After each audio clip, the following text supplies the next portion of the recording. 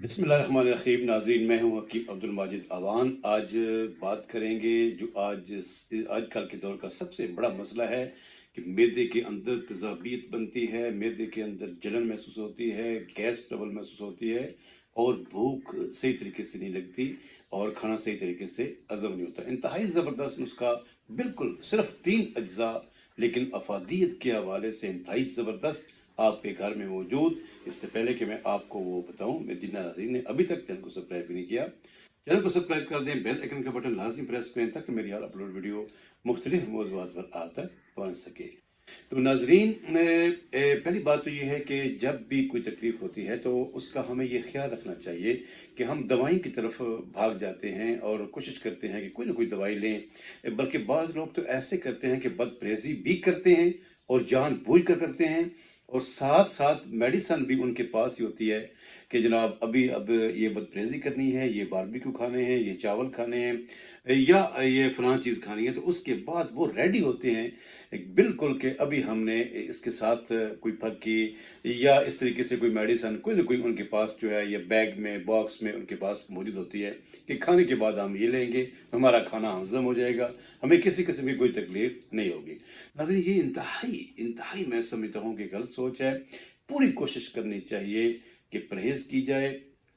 अगर कोई मसला है तो परहेज़ जो है वो सबसे बेहतरीन इलाज है। अगर परहेज़ से काम ऊपर चला जाए, यानी कि उससे फ़ायदा ना हो, उसके बाद फिर अद्वियात जो हैं वो साथ लेनी चाहिए। लेकिन दवाओं के साथ साथ, इलाज के साथ साथ परहेज़ जो है वो फिर भी लाजमी करनी चाहिए। तो नाज़रीन, इसमें जो अब नुस्खा मैं बताने लगा हूँ इंतहाई ज़बरदस्त। इसमें सबसे पहले आपने दाना इलायची खुद लेना है, उसके बाद आपने खुश्क धनिया लेना है, और उसके बाद तीसरी चीज़ आपने सौंफ लेनी है। सौंफ के आपने चावल लेने हैं, यानी सौंफ को हल्का सा कूटें, फूक उसको लगाएं तो ऊपर से जो छिलका है वो उतर जाएगा। उसके बाद दाना इलायची खुर्द वो आपने लेना है, यानी यानी सब्ज़ इलायची का दाना। उसके बाद तीसरी चीज़ जो है वो इसके अंदर खुश्क धनिया वो आपने लेना है। तो जनाब, इंतहाई ज़बरदस्त नुस्खा घर में मौजूद। इसकी मकदार क्या होगी, किस तरीके से आपको इस्तेमाल करना होगा?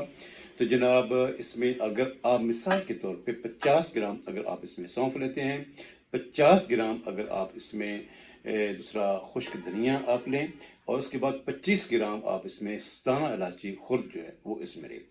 अगर आपको ये अच्छा न लगे, बस जायका लगे, तो इसमें आप तकरीबन 100 ग्राम आप इसमें कालपी मिश्री जो है वो भी साथ शामिल कर लें, जिससे वो चीनी की तरह होती है, तो वो भी साथ इसमें शामिल कर लें। बारीक पीस के एक ज़बरदस्त किस्म का मीठा सा सफूफ यानी पक्की आपके पास बन जाएगी। आप इसको खुश जार में महफूज करें। साथ में यह अर्ज करता चलूँ कि वो पेशेंट जिनको ब्लड प्रेशर होता है, हाई ब्लड प्रेशर ख़ास तौर पर, उसके लिए ये ज़बरदस्त है कि मैदे की इस्लाह के साथ साथ, गैस ट्रबल के साथ साथ, ब्लड प्रेशर को भी ये नॉर्मल करती है। इंतहाई ज़बरदस्त नुस्खा ज़रूर बनाइएगा। फिर भी अगर आपको कोई किसी किस्म का मसला हो, बात पूछना हो, तो आप स्क्रीन पर मेरा नंबर देख रहे हैं, आप किसी वक्त भी रब्ता कर सकते हैं।